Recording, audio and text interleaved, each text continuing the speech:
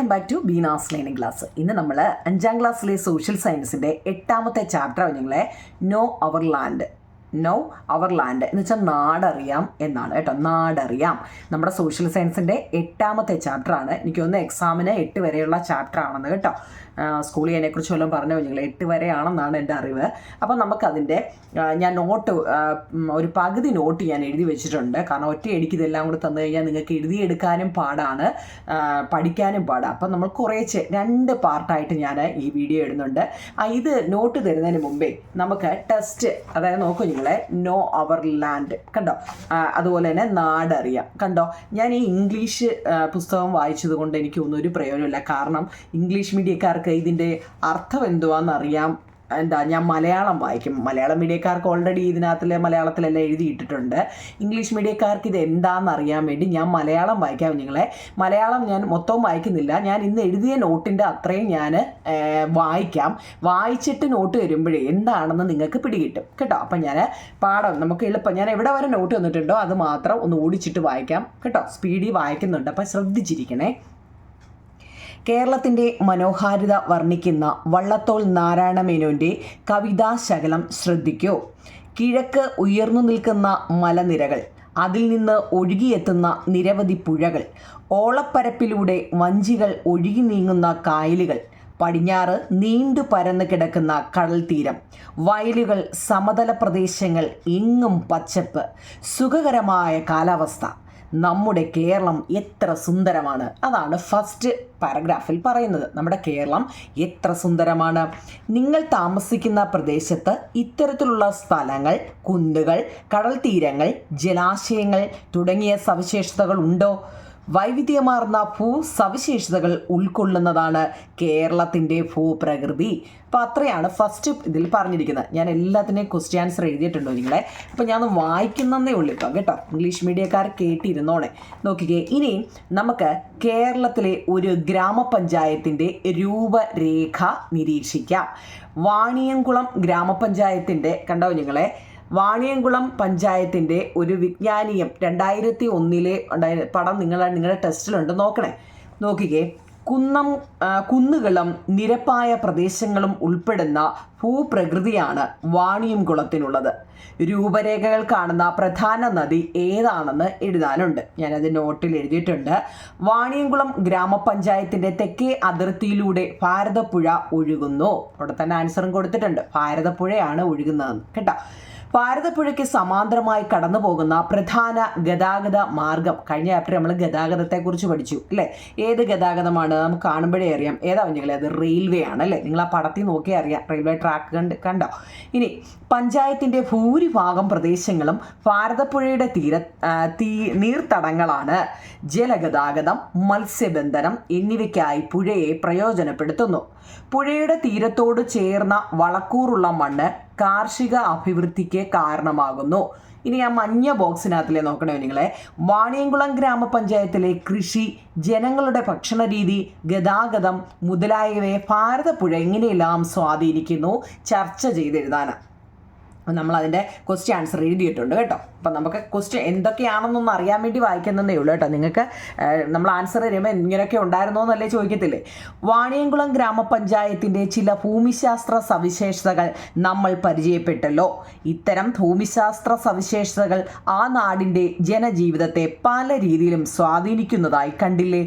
നിങ്ങൾ താമസിക്കുന്ന പ്രദേശത്തിൻ്റെ ഭൂമിശാസ്ത്ര സവിശേഷതകൾ, അവിടുത്തെ വിവിധ കൃഷികൾ, തൊഴിലുകൾ എന്നിവ പട്ടിക രൂപത്തിൽ എഴുതാൻ ചോദിക്കുന്നു. നമ്മൾ ഇത് കാണുന്നതായാലും ഈ ഞാൻ പറയുന്നതായാലും ആരാണെങ്കിലും ഉണ്ടാവും നിങ്ങളെ, നമ്മളൊക്കെ താമസിക്കുന്ന പ്രദേശത്തിൻ്റെ സവിശേഷതകളും ഇവിടെ കൃഷി ചെയ്യുന്ന എന്തൊക്കെയാണെന്ന് കേട്ടോ. ഞങ്ങളുടെ ഇവിടെ ആണെങ്കിൽ റബ്ബറൊക്കെ ആവും നിങ്ങളെ കൂടുതലും. റബ്ബറും ഉണ്ട്, അതുപോലെ തന്നെ ചീനി എല്ലാം ഉണ്ട് കേട്ടോ. എല്ലാം ഇച്ചിരി എല്ലാം ഉണ്ട് കേട്ടോ. അപ്പം നിങ്ങളുടെയൊക്കെ പ്രദേശത്ത് ഏറ്റവും കൂടുതൽ എന്തൊക്കെയാണെന്ന് വെച്ചാൽ നിങ്ങളെ കമൻറ്റ് ബോക്സിലൊന്ന് പറയണേ. ഓരോ സ്ഥലത്തെയും ഏറ്റവും കൂടുതൽ എന്തൊക്കെയാണെന്ന് അറിയാമല്ലോ നിങ്ങൾ കേട്ടോ. ഓരോ ജില്ലയിലും പല ജില്ലക്കാരും ഇത് കാണുന്നുണ്ടല്ലോ. ഓരോ ജില്ലയിലും കൂടുതലായിട്ടും കൃഷി ചെയ്യുന്ന എന്തോന്നൊന്ന് പറയണേ. അപ്പോൾ നോക്കിക്കേ, ഇവിടെ തെങ്ങ്, വാഴ, റബ്ബർ എന്നൊക്കെ ഇവിടെ എഴുതി വെച്ചിട്ടുണ്ട്. നോക്കിക്കേ, നിങ്ങളുടെ നാട്ടിലെ കൃഷിയും മറ്റ് തൊഴിലുകളും ഭൂമിശാസ്ത്ര സവിശേഷതകളുമായി ബന്ധപ്പെട്ടതല്ലേ? നിങ്ങളുടെ ഇംഗ്ലീഷ് മീഡിയക്കാരുടെ ആയാലും നടി ബോക്സ് നോക്കണേ കുഞ്ഞുങ്ങളെ, അതാണ് ഞാൻ ഈ വായിക്കുന്നത്. നൽകിയിട്ടുള്ള സൂചകങ്ങളുടെ അടിസ്ഥാനത്തിൽ പരിശോധിക്കൂ, ടീച്ചറുടെ സഹായം കൂടി തേടുക. എന്ന് വെച്ചാൽ കാലാവസ്ഥ, നമ്മുടെ നാട്ടിലെ കാര്യങ്ങളാണ്, കാലാവസ്ഥ, ജലാശയങ്ങൾ, നിരപ്പായ പ്രദേശങ്ങൾ, ഇതിൻ്റെയൊക്കെ ഇംഗ്ലീഷ് അറിയണേ കുഞ്ഞല്ലേ കേട്ടോ. എന്താണ് വെതർ എന്ന് വെച്ചാൽ ഇംഗ്ലീഷ് മീഡിയക്കാരുടെ കേട്ടോ. വെതർ കാലാവസ്ഥ, വാട്ടർ ബോഡീസ് എന്ന് വെച്ചാൽ ജലാശയങ്ങൾ, നിരപ്പായ പ്രദേശം എന്ന് വെച്ചാൽ പ്ലെയിൻസ്, ഹില്ലി ഏരിയ എന്ന് വെച്ചാൽ മലയോര പ്രദേശങ്ങൾ, ഫെർട്ടിലിറ്റി ഓഫ് സോയിൽ എന്ന് വെച്ചാൽ മണ്ണിൻ്റെ വളക്കൂറ്, ട്രാൻസ്പോർട്ടേഷൻ നമ്മൾ കഴിഞ്ഞ ചാപ്റ്ററിലൊക്കെ പഠിച്ചല്ലേ, ഗതാഗതം, പിന്നെ ഇൻഡസ്ട്രീസ് എന്ന് വെച്ചാൽ വ്യവസായങ്ങൾ. നിങ്ങൾ കണ്ടെത്തിയ വിവരങ്ങളും പ്രദേശത്തിൻ്റെ ഭൂമിശാസ്ത്ര സവിശേഷതകളും ഉൾപ്പെടുത്തി ചുവടെ നൽകിയിട്ടുള്ള ശീർഷകത്തിൽ ഒരു പ്രാദേശിക ഭൂമിശാസ്ത്ര രേഖ തയ്യാറാക്കി സാമൂഹ്യ ശാസ്ത്ര ക്ലബിൽ അവതരിപ്പിക്കുക. നോക്കിയേ, പ്രാദേശിക ഭൂമിശാസ്ത്ര രേഖ, റീജിയോണൽ ജിയോഗ്രാഫിക്കൽ റെക്കോർഡ് എഴുതാൻ. ഇപ്പോൾ നമ്മുടെ പ്രദേശം, വാർഡ് ഉൾപ്പെടുന്ന ഒരു രൂപരേഖ തയ്യാറാക്കാൻ, ഇത് ചെറുതായിട്ടൊന്ന് തയ്യാറാക്കാൻ മാത്രമേ ചോദിക്കത്തുള്ളൂ. ഇതൊന്നും പരീക്ഷയ്ക്ക് ചോദിക്കുമെന്ന് എനിക്കറിയത്തില്ല നിങ്ങളെ. അതൊന്ന് ചെറുതായിട്ടൊന്ന് തയ്യാറാക്കാൻ മാത്രം നമ്മളോട് ഇവിടെ ചോദ്യം തന്നിട്ടുണ്ട്. അപ്പോൾ അതിൻ്റെ ആൻസർ നമ്മൾ ഇപ്പം നോക്കിക്കേ, നമ്മുടെ പ്രദേശം ഏതാണ്, വാർഡ് ഉൾപ്പെടുന്ന രൂപരേഖ തയ്യാറാക്കുക, അഭിമുഖീകരിക്കുന്ന പ്രശ്നങ്ങൾ എന്തൊക്കെയാണെന്നൊക്കെ എഴുതാനാണ് കേട്ടോ. അപ്പം നമ്മൾ എങ്ങനെ എഴുതും? അതായത് ഒരു പ്രത്യേക സ്ഥലത്തിൻ്റെ വിവരണം, ഭൂമിശാസ്ത്ര സവിശേഷതകൾ, കാലാവസ്ഥ, പ്രകൃതി വിഭവങ്ങൾ എന്നിവ വിവരിക്കുന്നു. ജനപ്രതിനിധികളുടെ അഭിമുഖം, ഫീൽഡ് സർവേ, ഫീൽഡ് ട്രിപ്പ്, പിന്നെന്താ കോർപ്പറേഷൻ്റെ ഒക്കെ വികസന രേഖ, ഇവയൊക്കെ പരിശോധിച്ച് ഭൂമിശാസ്ത്ര രേഖ തയ്യാറാക്കാനുള്ള വിവരണം തയ്യാറാക്കാനാണ് ഇവിടെ പറഞ്ഞിരിക്കുന്നത് അല്ലേ. അപ്പം നമ്മൾ എന്ത് എഴുതണം? അപ്പം നമ്മുടെ നാട്ടിലെ ഗ്രാമപഞ്ചായത്തിൻ്റെ പ്രാദേശിക ഭൂമിശാസ്ത്ര രേഖയുടെ മാതൃക താഴെ തന്നിരിക്കുന്നിട്ടുണ്ട് ഇല്ലേ, അത് കണ്ടുപിടുത്തി എഴുതാനാ. അപ്പോൾ എങ്ങനെ എഴുതും? നമ്മൾ ഏത് ജില്ലയിലാണെന്ന് വെച്ച് കഴിഞ്ഞാൽ ആ ജില്ല എവിടെ നമ്മൾ എഴുതുന്ന ആരാന്ന് വെച്ചാൽ അത് ഏത് ജില്ലയിലാണെന്ന് എഴുതുക, അത് ഏത് ബ്ലോക്കിലാണെന്ന് എഴുതുക കേട്ടോ, എത്ര വില്ലേജുകൾ ഉണ്ടെന്ന് എഴുതുക, എത്ര വാർഡുകൾ ഉണ്ടെന്ന് എഴുതുക. ഇതൊക്കെയാണ് നമ്മളോട് ചോദിച്ചത് കേട്ടോ. അതൊക്കെ അങ്ങ് എഴുതിയാൽ മതി കേട്ടോ. അപ്പോൾ അത് പോട്ടെ കുഞ്ഞാലേ, നിങ്ങളുടെ പ്രദേശത്തിൻ്റെ അതാണ് നമ്മളോട് ചോദിച്ചിരിക്കുന്നത് കേട്ടോ. ഇനി അടുത്ത, കേരളത്തിൻ്റെ ഭൂപ്രകൃതി, മണ്ണ്, ജലം, കാലാവസ്ഥ, വിളകൾ എന്നിവയെക്കുറിച്ചും അവ ജനജീവിതത്തിൽ ചെലുത്തുന്ന സ്വാധീനത്തെക്കുറിച്ചും ഒരു അന്വേഷണമായാലോ. നോക്കിക്കേ, കേരളത്തിൻ്റെ ഭൂപ്രകൃതി കാണുന്നുണ്ടോ നിങ്ങൾ? എന്താ? Physiography of Kerala. അതിൻ്റെ കേരളത്തിൻ്റെ ഒരു പിക്ചർ കൊടുത്തിട്ടുണ്ട്. നീല കളറിൽ കൊടുത്തിരിക്കുന്നത് അവിടുത്തെ തീരപ്രദേശങ്ങളെയാണ്. എന്താ നിങ്ങളെ? കോസ്റ്റൽ ഏരിയ, തീരപ്രദേശം. പച്ച കളർ കൊടുത്തേക്കുന്നത് മിഡ്ലാൻഡ് അല്ലെങ്കിൽ ഇടനാടിനെ കുറിച്ചാണ്. പിക്ചർ നോക്കണേ, പച്ച കളറ്, ഗ്രീൻ കളർ കൊടുത്തിരിക്കുന്നത് ഇടനാടിനെയാണ്. ഇനി ഒരെണ്ണോടുണ്ട്, എന്താ? മലനാടത്തിന് ഏത് കളറാണ് കൊടുത്തിരിക്കുന്നത്? ഓക്കെ, ഹൈലാൻഡിന്. മലനാട് ഏതാ കുഞ്ഞുങ്ങളെ? എന്താ? കാപ്പിപ്പൊടി കളർ അല്ലേ. മിഡ്ലാൻഡ് അല്ലേ. നമ്മുടെ ഓരോന്നിൻ്റെയും പേര് ഉൾപ്പെടെ ഇവിടെ കൊടുത്തിട്ടുണ്ട്. തീരപ്രദേശം നീലയാണ്, ഇടനാടിന് പച്ചയാണ്, മലനാടിന് ഒരുമാതിരി മെറൂൺ കളർ കേട്ടോ. ഇതിൻ്റെ എല്ലാം പടം ഉൾപ്പെടെ എല്ലാത്തിലും കൊടുത്തിട്ടുണ്ട്. ഓക്കെ ആണല്ലോ. ഭൂപടം നിരീക്ഷിച്ച് താഴെ പറയുന്ന കണ്ടെത്തി നോട്ട് ബുക്കിൽ നിങ്ങൾ എഴുതാനാണ് പറഞ്ഞിരിക്കുന്നത്. കേരളത്തിലെ 3 ഭൂപ്രകൃതി വിഭവങ്ങൾ ഏതെല്ലാം? ഓരോ ഭൂപ്രകൃതി വിഭാഗത്തിൻ്റെയും സമുദ്രനിരപ്പിൽ നിന്നുള്ള ഉയരം എന്താ? അതൊക്കെ നമ്മൾ എഴുതിയിട്ടുണ്ട്. ലക്ഷദ്വീപ് കടലിനോട് ചേർന്ന് കിടക്കുന്ന കേരളത്തിൻ്റെ ഭൂപ്രകൃതി വിഭാഗം ഏതാണ്? തമിഴ്നാട്, കർണാടകം എന്നീ സംസ്ഥാന അതിർത്തികളോട് ചേർന്ന് സ്ഥിതി ചെയ്യുന്ന കേരളത്തിൻ്റെ ഭൂപ്രകൃതി വിഭാഗം ഇതൊക്കെ ഏതാണെന്ന് നമ്മളോട് ചോദിച്ചിട്ടുണ്ട്. നമ്മളത് എഴുതിയിട്ടുണ്ട് കേട്ടോ. ഇനി നമുക്ക് കേരളത്തിൻ്റെ ഭൂപ്രകൃതി വിഭവങ്ങൾ കുറിച്ച് കൂടുതൽ കാര്യങ്ങൾ പരിശോധിക്കാം. നോക്കിയോ നിങ്ങളെ, ഒന്നാമത്തെ മലനാട്. എന്താണ്? ഹൈലാൻഡ് എന്താണ്? ഇംഗ്ലീഷ് മീഡിയക്കാരെന്താ സംഭവം എന്താണെന്നൊന്ന് നോക്കണേ നിങ്ങളെ. എന്താണ് ഈ ഹൈലാൻഡ് എന്ന് വെച്ചാൽ? നമ്മുടെ കേരളത്തിൻ്റെ ഭൂപടത്തിൽ മലനാടിൻ്റെ സ്ഥാനം കണ്ടെത്തൂ. സമുദ്രനിരപ്പിൽ നിന്നും ഏകദേശം 75 മീറ്ററിന് മുകളിൽ സ്ഥിതി ചെയ്യുന്നതും കുന്നുകളും മലകളും പർവ്വതങ്ങളും ഉൾപ്പെടുന്നതുമായ ഭൂപ്രകൃതി വിഭാഗമാണ് ഏത്? നമ്മുടെ മലനാട്. അപ്പം മലനാട് എന്താന്ന് ചോദിച്ചു കഴിഞ്ഞാൽ എന്താ? പാലാന്ന് എഴുതി വെക്കുമോ? മലനാട് പാല എഴുതി വെക്കുമോ? അല്ല, എന്താ? അപ്പം എന്ത് പറയും? അതായത് സമുദ്രനിരപ്പിൽ നിന്നും, അതാണ് അതിൻ്റെ ആൻസർ കേട്ടോ. സമുദ്രനിരപ്പിൽ നിന്നും ഏകദേശം 75 മീറ്ററിന് മുകളിൽ സ്ഥിതി ചെയ്യുന്നതും കുന്നുകളും മലകളും പർവ്വതങ്ങളും ഉൾപ്പെടുന്നതുമായ ഭൂപ്രകൃതി വിഭാഗമാണ് മലനാട്. ഉയർന്ന തോതിൽ മഴ ലഭിക്കുന്നതും പൊതുവേ ഹരിതാഭവുമായ പ്രദേശമാണ് നമ്മുടെ മലനാട്. കേരളത്തിലെ 44 നദികളും ഉത്ഭവിക്കുന്നത് ഈ ഭൂപ്രകൃതി വിഭാഗത്തിൽ നിന്നുമാണ്. അപ്പോൾ ഇവിടെ വരെ മലനാടിനെ കുറിച്ച് എഴുതണം കേട്ടോ നിങ്ങളെ. മലനാട് ഞാൻ എഴുതിയിട്ടുണ്ട്, എന്നാലും ടെസ്റ്റ് ഉള്ളവർ എന്തിനാ തപ്പിപ്പോന്നാണ്ടല്ലോ, ഇവിടെ തന്നെ കറക്റ്റായിട്ട് അവർ 3 പോയിന്റ് കൊടുത്തിട്ടുണ്ട് കേട്ടോ. അടുത്തത് ഇടനാട്. എന്താണ് ഇടനാട്? അതായത് 136 നൽകിയിട്ടുള്ള ഭൂപടത്തിൽ ഇടനാടിൻ്റെ സ്ഥാനം നിങ്ങൾ കണ്ടെത്തണമെന്നാണ് പറയുന്നത്. നമ്മൾ മുമ്പ് പറഞ്ഞില്ലേ അതിൻ്റെ. എന്നിട്ടോ മലനാടിനും തീരപ്രദേശത്തിനും ഇടയിലായി സ്ഥിതി ചെയ്യുന്ന ഭൂപ്രകൃതമാണ് നമ്മുടെ ഇടനാട്. സമുദ്രനിരപ്പിൽ നിന്നും 7.5 മീറ്റർ മുതൽ 75 മീറ്റർ വരെയാണ് ഈ പ്രദേശത്തിൻ്റെ ഉയരം. ചെറിയ ചെറിയ കുന്നുകളും താഴ്വരകളും നദീതടങ്ങളും ഒക്കെയാണ് നമ്മുടെ ഇടനാടിൻ്റെ സവിശേഷതകൾ.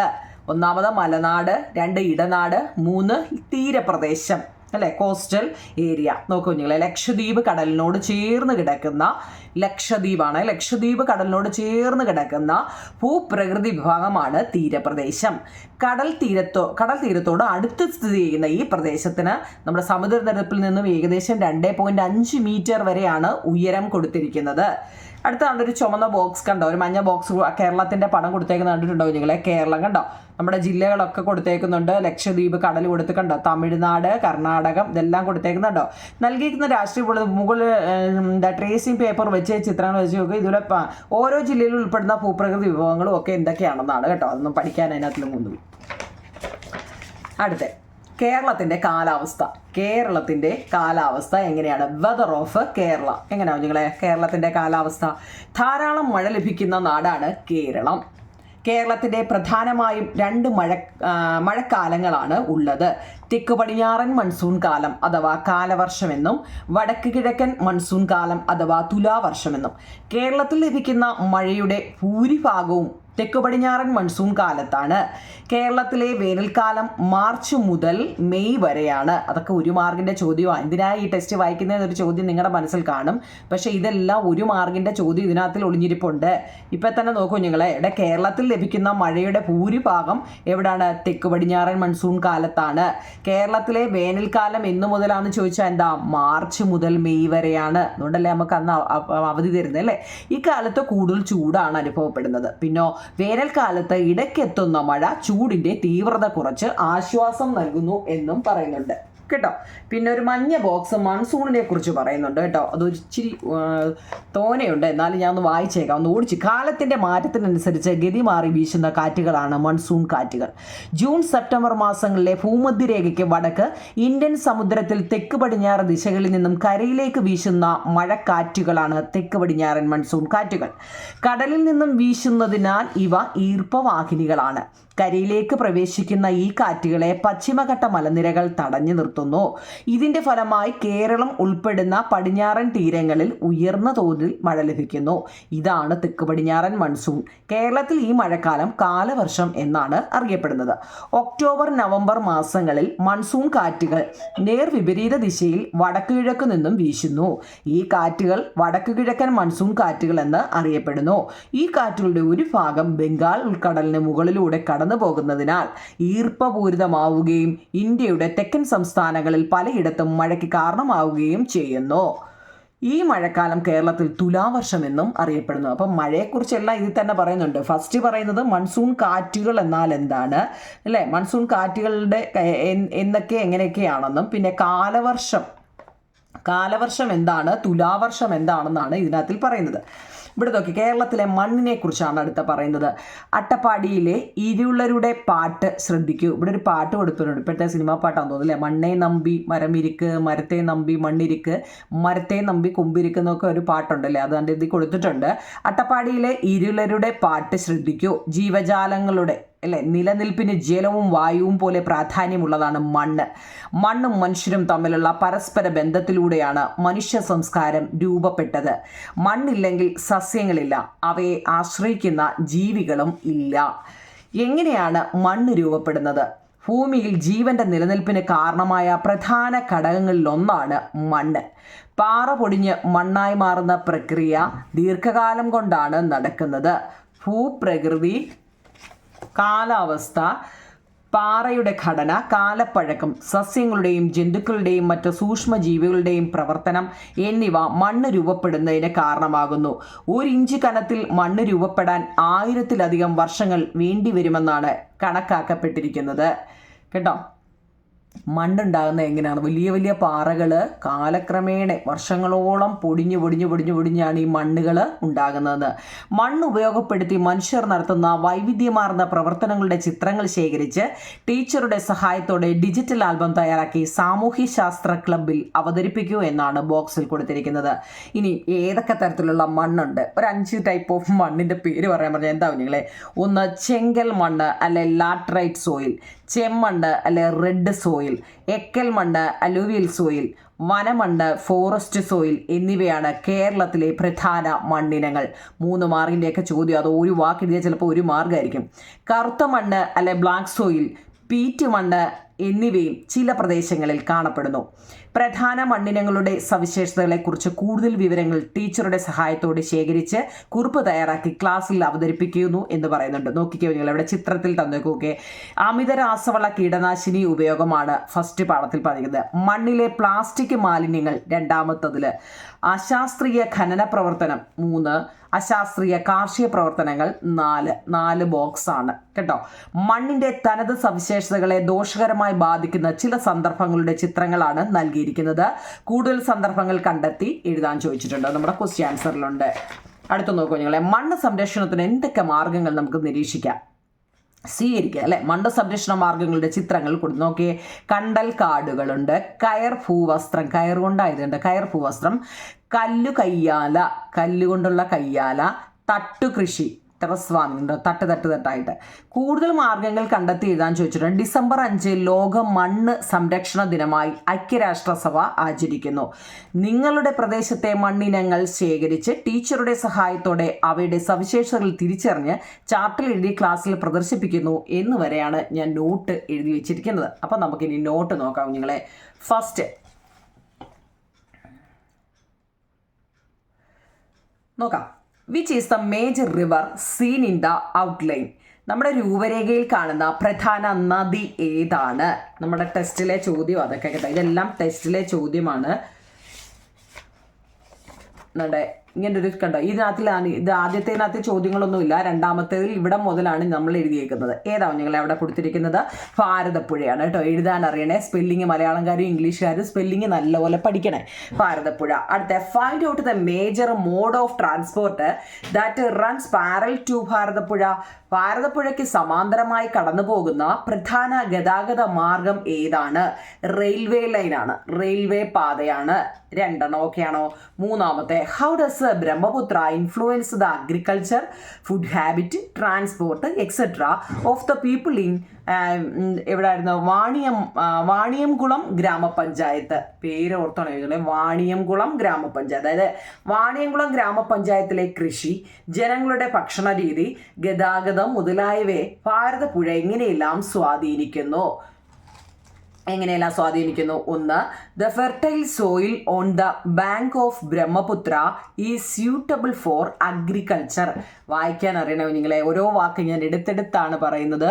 അതായത് the fertile soil on the bank of Brahmaputra is suitable for agriculture. The river is used for water transport and fishing. The river is used for water transport and fishing. The railway that runs parallel to Brahmaputra make the traffic easier. ചെറിയ 3 പോയിന്റാണ്. നമ്മുടെ വാണിയംകുളം ഗ്രാമപഞ്ചായത്തിലെ കൃഷി, ജനങ്ങളുടെ ഭക്ഷണ രീതി, ഗതാഗതം മുതലായവയെ നമ്മുടെ ഭാരതപ്പുഴ എങ്ങനെയെല്ലാം സ്വാധീനിക്കുന്നു എന്ന ചോദ്യത്തിൻ്റെ ഉത്തരമാണ്. എങ്ങനെയെല്ലാമാണ്? അപ്പം അതിൻ്റെ ഇംഗ്ലീഷ് അങ്ങനെ വൃത്തിയായിട്ട് അതിൻ്റെ മലയാളം എന്താ പറഞ്ഞാൽ, ഭാരതപ്പുഴയുടെ തീരത്തെ ഫെർട്ടൈൽ സോയിൽ എന്ന് വെച്ചാൽ നല്ല വളക്കൂറുള്ള മണ്ണ് കൃഷിക്ക് അനുയോജ്യമാണ്. നമ്മുടെ ഭാരതപ്പുഴയുടെ തീരത്ത് നല്ല വളക്കൂറുള്ള മണ്ണാണെന്നാണ് പറയുന്നത്. അത് നമ്മുടെ കൃഷിക്ക് അനുയോജ്യമാണ്. 2, ഭാരതപ്പുഴയും അതുപോലെ തന്നെ നീർത്തടാകങ്ങൾ, വാട്ടർ ട്രാൻസ്പോർട്ട്, നീർത്തടങ്ങളും ഭാരതപ്പുഴയും നീർത്തടങ്ങളും മത്സ്യബന്ധനത്തിന് സഹായിക്കുന്നു. ഫിഷിംഗ്, മത്സ്യബന്ധനത്തിന് സഹായിക്കുന്നു. ഭാരതപ്പുഴയ്ക്ക് സമാന്തരമായി കടന്നു പോകുന്ന റെയിൽവേ പാത ഗതാഗതം സുഗമമാക്കുന്നു. Bharathapuzha, the railway that runs parallel to Brahmaputra make the traffic easier. ഭാരതപ്പുഴയും നീർത്തടങ്ങളും മത്സ്യബന്ധനത്തിന് സഹായിക്കുന്നു. ഭാരതപ്പുഴയ്ക്ക് സമാന്തരമായിട്ട് കടന്നു പോകുന്ന, പാരൽ ലൈനൊക്കെ അറിയാലോ, ഒന്നാമത്തെ ചാപ്റ്റർ പഠില്ല, സമാന്തരമായി കടന്നു പോകുന്ന റെയിൽവേ പാത ഇതിൻ്റെ ഗതാഗതമൊക്കെ എളുപ്പം ആക്കുന്നു. 3 പോയിന്റേ ഉള്ളൂ. ഇത് തോനെയായിട്ട് തോന്നുന്നത് മലയാളവും ഇംഗ്ലീഷും ഉള്ളതുകൊണ്ടാണ്. അവനവൻ്റെ എഴുതിയെടുക്കുക കേട്ടോ. അതായത് ഇംഗ്ലീഷുകാർ ഇംഗ്ലീഷ് എഴുതുക, മലയാളംകാർ മലയാളം എഴുതുക. എളുപ്പമല്ലേ നിങ്ങളെ? ഇതെല്ലാം പ്രധാനപ്പെട്ട ക്വസ്റ്റ്യനുകളാണ് കേട്ടോ. അടുത്ത 4ാമത്തെ ചോദ്യം, കേരളത്തിൻ്റെ ഭൂപ്രകൃതി. Physiography of Kerala. Write the answers to the following questions. How is Kerala classified according to topography? How is Kerala classified according to topography? കേരളത്തെ ഭൂപ്രകൃതി അനുസരിച്ച് എത്രയായിട്ട് തിരിക്കാം? കേരളത്തെ ഭൂപ്രകൃതി അനുസരിച്ച്, ടോപ്പോഗ്രഫി, ഭൂപ്രകൃതി അനുസരിച്ച് എത്രയായി തിരിക്കാം? 3 ഫിസിയോഗ്രഫിക്കൽ ഡിവിഷൻ ഓഫ് കേരള. 3ആയിരുന്നു നമ്മൾ പറഞ്ഞു. 3ആയിട്ടാണ് ഭൂപ്രകൃതി അനുസരിച്ച് തിരിച്ചിരിക്കുന്നത്. 1 ഹൈലാൻഡ്, മലനാട്, മിഡ്ലാൻഡ്, ഇടനാട്, കോസ്റ്റൽ ഏരിയ അല്ലെ തീരപ്രദേശം. എൻ്റെ മലയാളവും ഇംഗ്ലീഷും നല്ലപോലെ അറിയണേ. മിഡ്ലാൻഡ്, ഇടനാട്, ഹൈലാൻഡ് എന്ന് വെച്ചാൽ പൊക്കമുള്ള ഹൈലാൻഡ്, മലനാട്. Altitude of each physiographic divisions from the sea level. ഓരോ ചോദ്യം ഇമ്പോർട്ടൻ്റ് ആണ്. Altitude of each physiographic divisions from the sea level. ഓരോ ഭൂപ്രകൃതി വിഭാഗത്തിൻ്റെയും സമുദ്രനിരപ്പിൽ നിന്നുള്ള ഉയരം പട്ടികപ്പെടുത്തുക അല്ലെങ്കിൽ പട്ടിക രൂപത്തിൽ എഴുതുക എന്നാണ്. നമ്മൾ ആദ്യം അത് ഞാൻ വരച്ചില്ല നിങ്ങളെ. ആദ്യം ഹൈലാൻഡിനെ കുറിച്ചാണ്. ആദ്യം ഹൈലാൻഡ്, പിന്നെ മിഡ്ലാൻഡ്, പിന്നെ coastal area. Highland, Midland, coastal area. നോക്കിക്കേ, 75 മീറ്ററിന് തൊട്ടു മുകളിൽ, എബവ് 75 മീറ്റർ ആണ് ഹൈലാൻഡ്. മിഡ്ലാൻഡ് ആണെങ്കിലോ ബിറ്റ്വീൻ 7.5 മീറ്റർ ആൻഡ് 75 മീറ്റർ. 7.5 മീറ്ററിനും 75 മീറ്ററിനും ഇടയിലുള്ളതിന് പറയുന്നതാണ് മിഡ്ലാൻഡ്. അങ്ങനെയാണെങ്കിൽ കോസ്റ്റൽ ഏരിയയോ 7.5 മീറ്ററിന് താഴെയുള്ളതാണ്. അതായത് ബിലോ 7.5 മീറ്റർ ആണ് കോസ്റ്റൽ ഏരിയ. എങ്ങനെയാണിത് വേർതിരിക്കുന്നത്? 75 മീറ്ററിന് മുകളിലുള്ളതിനെയാണ് ഹൈലാൻഡ് എന്ന് പറയുന്നത്. നമ്മൾ അങ്ങ് ചാടിക്കയറി ഏത് ലാൻഡാന്ന് പറയാൻ പറ്റത്തില്ലോ നിങ്ങളെ കേട്ടോ, മനസ്സിലായോ? 75 മീറ്ററിന് തൊട്ട് മുകളിൽ വരുവാണെങ്കിലാണ് അത് ഹൈലാൻഡ്. 7.5നും 75നും ഇടയിലാണെങ്കിലാണ് അത് മിഡ്ലാൻഡ്, ഇടനാട് അല്ലേ. ആ 7.5ന് താഴെ വരുന്ന എല്ലാം പിന്നെ കോസ്റ്റൽ ഏരിയ അല്ലെങ്കിൽ തീരപ്രദേശം. ഓക്കെ ആണല്ലോ. Physiographical divisions of Kerala which is adjacent to the Lakshadweep sea. ടെസ്റ്റിലെ ചോദ്യം ഇതല്ല കേട്ടോ. ലക്ഷദ്വീപ് കടലിനോട് ചേർന്ന് കിടക്കുന്ന കേരളത്തിലെ ഭൂപ്രകൃതി വിഭാഗമാണ് കോസ്റ്റൽ ഏരിയ. അത് 1 മാർക്കിന്റെ ഇമ്പോർട്ടന്റ് ചോദ്യമാണ്. തീരപ്രദേശം. ലക്ഷദ്വീപ് കടലിനോട് ചേർന്ന് കിടക്കുന്ന കേരളത്തിലെ ഭൂപ്രകൃതിയാണ് കോസ്റ്റൽ ഏരിയ. അടുത്ത തമിഴ്നാട്, കർണാടക എന്നീ സംസ്ഥാന അതിർത്തികളോട് ചേർന്ന് സ്ഥിതി ചെയ്യുന്ന കേരളത്തിന്റെ ഭൂപ്രകൃതി വിഭാഗം ഏതാണ്? Physiographical area of Kerala which leaves along the state border of Tamil Nadu and Karnataka. Highland ആണ്, അതായത് മലനാടാണല്ലേ കേട്ടോ. 7 ക്വസ്റ്റ്യനും ആൻസർ. നമ്മുടെ ടെസ്റ്റിലെ ചോദ്യങ്ങളും ഉത്തരങ്ങളും മാത്രമാണ്, ഞങ്ങളൊന്നും വിലയിൽ നിന്ന് എടുത്തിട്ടില്ല. എല്ലാം ടെസ്റ്റിലെ ചോദ്യങ്ങളും ഉത്തരങ്ങളുമാണ്. 7 എണ്ണമായി. 8ാമത്തെ നമ്മളിപ്പം ഇപ്പം 3ആയിട്ട് തിരിച്ചിട്ടുണ്ടെന്ന് പറഞ്ഞു. Highland, Midland, coastal area. ഇനി അതിനെക്കുറിച്ചൊക്കെ എന്താണ് എന്ന് നമ്മൾ പഠിക്കണം അല്ലേ. അപ്പോൾ ഓരോന്നും 75 മീറ്റർ അല്ലേ, 75 മീറ്ററിന് തൊട്ട് മുകളിലാണെങ്കിലാണ് അത് ഹൈലാൻഡ്. അതിൻ്റെ 7.5ൻ്റെ ഇടയ്ക്ക് വരുന്നതാണ് മിഡ്ലാൻഡ്. കോസ്റ്റൽ അതിന് തൊട്ട് താഴെയായിട്ട് വരുന്നത് കോസ്റ്റൽ ഏരിയ ആണ്. അങ്ങനെയാണെങ്കിൽ ഹൈലാൻഡ് എന്ന് വെച്ചാൽ എന്താണ്? Rain, mist and cool whether prevail in this region. This region is the part of the Sahyadri ranges. Cardamom and tea are the main crops cultivated here. Rain, mist. കേരളത്തിൻ്റെ കിഴക്ക് ഭാഗം സമുദ്രനിരപ്പിൽ നിന്നും വളരെ ഉയരത്തിൽ മഴയും മഞ്ഞും തണലും ഒക്കെ കൂടുതലാണെന്നാണ് പറയുന്നത്. എന്താ? Rain, mist and cool weather prevail in these region. ഇവിടെ മഴയും മഞ്ഞും തണലും ഒക്കെ എന്താണ്? വളരെ കൂടുതലാണെന്നാണ് പറയുന്നത്. This region is the part of the Sahyadri range. Sahyadri റേഞ്ചിൻ്റെ ഒരു ഭാഗമാണ്. കാർഡമം, ഏലക്കയും തേയിലയും ഒക്കെ ഇവിടുത്തെ മെയിൻ ക്രോപ്സ് ആണെന്നാണ് പറയുന്നത്. ഓക്കെ ആണോ ഞങ്ങളെ? അത് നമ്മുടെ ടെസ്റ്റിൽ തന്നെ ഓൾറെഡി തന്നിട്ടുണ്ട്. ഫീച്ചേഴ്സ്, മലനാടിൻ്റെ ഭൂമിശാസ്ത്രപരമായ ഘടകങ്ങൾ എന്തെല്ലാം? ഫീച്ചേഴ്സ് ഓഫ് ഹൈലാൻഡ് 3 മാർക്കിൻ്റെ ചോദ്യമാണ്. 3 വരിയെ ഉള്ളിൽ 3 മാർക്കാണ്. ഫീച്ചേഴ്സ് ഓഫ് ഹൈലാൻഡ്: നീർവാഴ്ചയുള്ള മണ്ണാണ്, താപനില 30 ഡിഗ്രി സെൽഷ്യസിന് താഴെയായിരിക്കും, ധാരാളമായി മഴ ലഭിക്കുന്നതുമാണ്, well drained soil, abundant rainfall, അതുപോലെ temperature is below 30 degree Celsius. Well drained soil, abundant rainfall, temperature is below 30 degree Celsius. അപ്പോൾ ഇത്രയാണ് ഹൈലാൻഡിനെ കുറിച്ച് ചോദിച്ചാൽ, അല്ലെങ്കിൽ മലനാടിനെ കുറിച്ച് ചോദിച്ചാൽ എഴുതേണ്ടത്. അങ്ങനെയെങ്കിൽ ഇടനാടോ? Midland is a regions that lies between the highland and the lowland. ഹൈലാൻഡിൻ്റെയും ലോലാൻഡിൻ്റെയും ഇടയിലുള്ളതാണ് എന്താ? അതായത് കേരളത്തിൻ്റെ മധ്യഭാഗം. നമ്മുടെ കേരളത്തിൻ്റെ മധ്യഭാഗമാണ് എന്താ? മിഡ്ലാൻഡ് എന്ന് പറയുന്നത്. മലനാടിനും തീരപ്രദേശത്തിനും ഇടയിൽ സ്ഥിതി ചെയ്യുന്നതാണ് ഇടനാട്. ഇനി അതിൻ്റെ ഫീച്ചേഴ്സ് എന്തെല്ലാമാണ്? ഇവിടെയും abundant റെയിൻഫാള്, moderately thick layer of alluvial soil in the river basin and laterite soil in the hilly tract. Rubber is the chief crop which is a commercial crops. ഏറ്റവും അധികം വിള വൈവിധ്യമുള്ളൊരു പ്രദേശമാണ്. മഴ ധാരാളമായിട്ട് ഇവിടെ ലഭിക്കുന്നുമുണ്ട്. ഭൂമിശാസ്ത്രപരമായി എക്കൽ മണ്ണിൻ്റെ ലഭ്യത, അല്ലുവിയൽ സോയിൽ, എക്കൽ മണ്ണിൻ്റെ ലഭ്യത ഇടനാട്ടിലെ കാർഷിക വിളകളാണ്. ഇടനാട്ടിലെ കാർഷിക വിളകൾ നമ്മുടെ എക്കൽ മണ്ണുണ്ടല്ലോ, എക്കൽ മണ്ണ്, അതിൻ്റെ ഇതുണ്ടാകും. മരച്ചീനി, കാച്ചിൽ, ചേന, ചേമ്പ്, കിഴങ്ങ് വർഗ്ഗങ്ങൾ, വാഴ തുടങ്ങിയവയെല്ലാം ഇവിടെയുണ്ട്.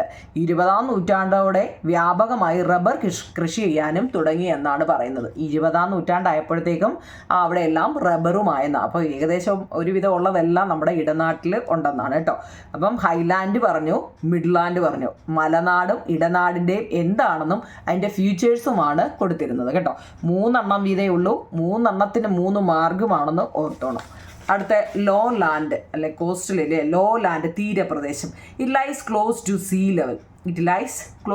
See level.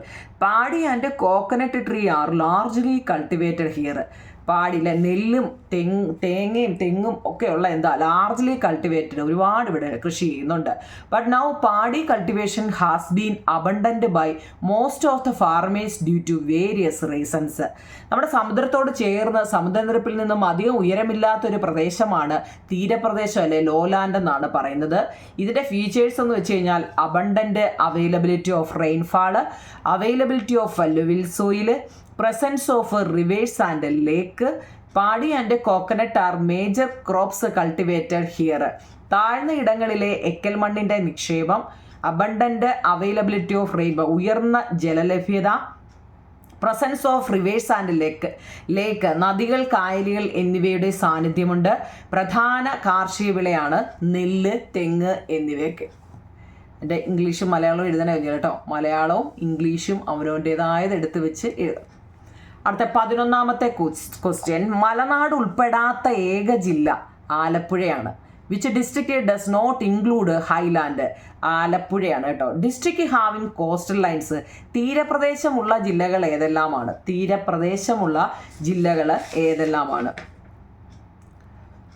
കോസ്റ്റൽ ഏരിയാസ് നമ്മുടെ ടെസ്റ്റിൽ അത് കിടപ്പുണ്ട് കേട്ടോ. അതാണ്ട് ടെസ്റ്റിൽ അത് കിടപ്പുണ്ട്. ഇനി ഞാൻ ഏതെങ്കിലും ഇതിനകത്തിൽ 1-2 അതാ വിട്ടുപോയിട്ടുണ്ടെങ്കിലും ടെസ്റ്റിൽ അതിൻ്റെ ആൻസർ കിടപ്പുണ്ട്. കോസ്റ്റൽ ഏരിയാസ് ഇവിടെ ടെസ്റ്റിലുണ്ടായോ നിങ്ങൾ? എന്തൊക്കെയാണ് തീരപ്രദേശമുള്ളത്?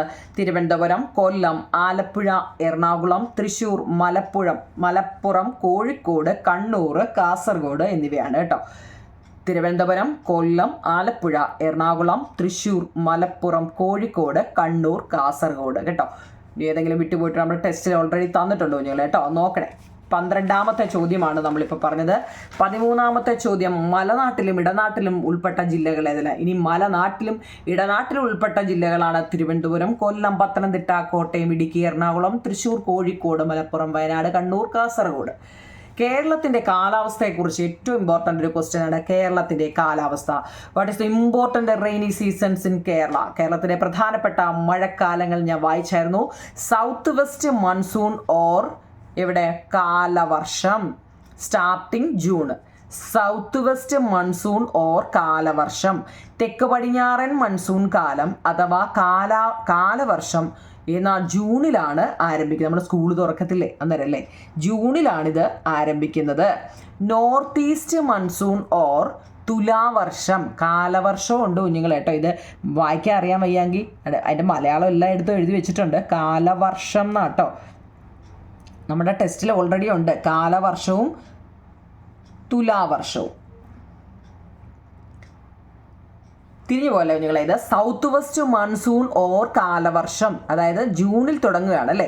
തെക്ക് പടിഞ്ഞാറൻ മൺസൂൺ കാലം അഥവാ കാലവർഷം ജൂണിൽ ആരംഭിക്കുന്നു.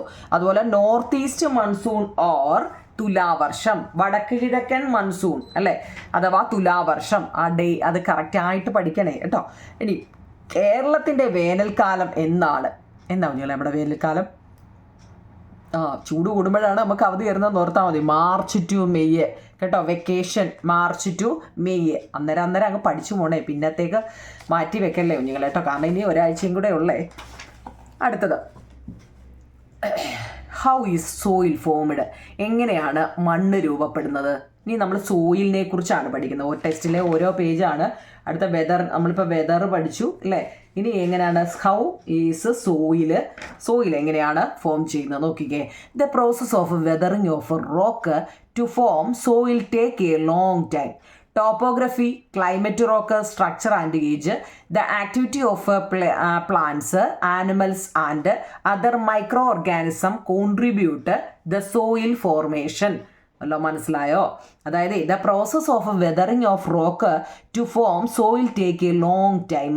ഈ മണ്ണ് ഉണ്ടാകുക എന്ന് പറയുന്നത്, നമ്മുടെ മുറ്റം മൊത്തവും മണ്ണ് കിടപ്പുണ്ട് അല്ലേ, നോക്കുന്നിടമെല്ലാം മണ്ണ് കിടപ്പുണ്ട്. പക്ഷേ ഈ മണ്ണ് എങ്ങനെ ഉണ്ടായതാണ്? പാറ പൊടിഞ്ഞാണ് മണ്ണുണ്ടാകുന്നത്. അതുപോലെ തന്നെ മണ്ണുണ്ടാകുന്ന പ്രക്രിയ എന്ന് വെച്ച് കഴിഞ്ഞാൽ ദീർഘകാലം, ദീർഘകാലം കൊണ്ടാണ് ഇത് നടക്കുന്നത്. 1-2 ദിവസം കൊണ്ടല്ല കുഞ്ഞുങ്ങളെ, ഇത് ആയിരക്കണക്കിന് വർഷങ്ങൾ കൊണ്ടാണ് പാറ പൊടിഞ്ഞ് മണ്ണുണ്ടാകുന്നത്. പിന്നെയോ ടോപ്പോഗ്രഫി, ക്ലൈമറ്റ് ചേഞ്ച് അല്ലേ, climate, rock structure and age, the activity of plants and animals, the other micro organism contribute to soil formation. അതായത് ഭൂപ്രകൃതി, പാറയുടെ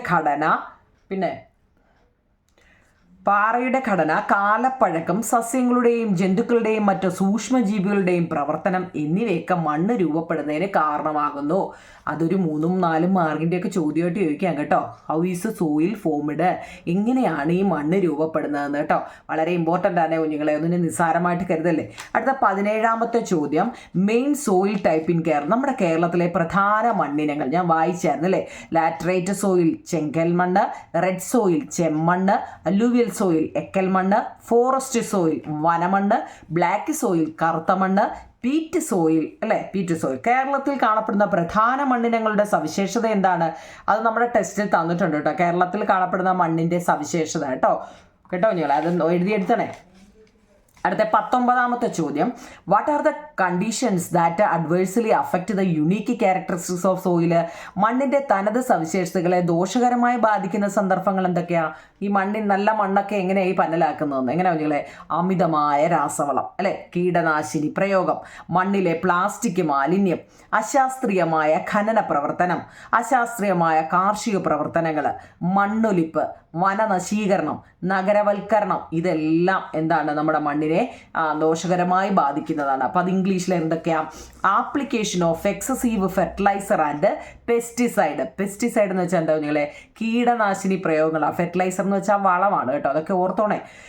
ആപ്ലിക്കേഷൻ ഓഫ് എക്സസീവ് എന്ന് വെച്ചാൽ അധികത്തിൽ അല്ലേ, അമിതമായിട്ടുള്ള രാസവളം, അതുപോലെ തന്നെ പെസ്റ്റിസൈഡ് കീടനാശിനി ഉപയോഗം, plastic waste in soil, unscientific mining എന്ന് വെച്ചാൽ അശാസ്ത്രീയമായ ഖനനം എന്ന് പറയും മൈനിങ്, അൺസയൻറ്റിഫിക് അഗ്രികൾച്ചർ പ്രാക്ടീസ്, അശാസ്ത്രീയമായ കാർഷിക പ്രവർത്തനങ്ങൾ, സോയിൽ എറോഷൻ മണ്ണൊലിപ്പ്, ഡീഫോറസ്റ്റേഷൻ എന്ന് വെച്ചാൽ വനനശീകരണം, പിന്നെ നഗരവൽക്കരണം വെച്ച് കഴിഞ്ഞാൽ അർബനൈസേഷൻ എന്നാണ് കേട്ടോ. അർബനൈസേഷൻ എല്ലാം ഇംഗ്ലീഷും മലയാളവും ഉണ്ട്. എന്തെങ്കിലും ഇംഗ്ലീഷിൽ വായിക്കാൻ അറിയാമെങ്കിൽ എൻ്റെ മലയാളം കൊടുത്തിട്ടുണ്ടോ നിങ്ങൾ കേട്ടോ.